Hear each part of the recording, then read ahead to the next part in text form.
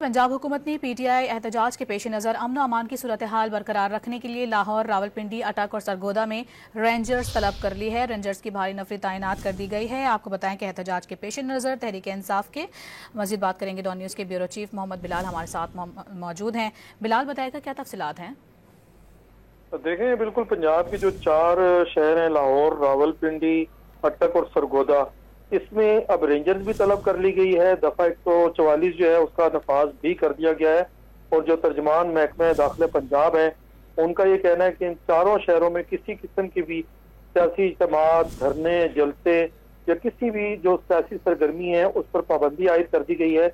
अगर मैं आपको लाहौर का बताऊं तो लाहौर में 5 अक्टूबर के लिए रेंजर्स की 3 कंपनियों को ये खिदमात जो है वो तलब की गई हैं। इसी तरह रावलपिंडी और अटक में 4 और 5 अक्टूबर के लिए रेंजर्स की 6 कंपनियां जो हैं वो तलब कर ली गई हैं। अटक में फ्रंटियर कांस्टेबली की 10 प्लाटून जो हैं उन्हें भी तैनात करने की सिफारिश कर दी गई है।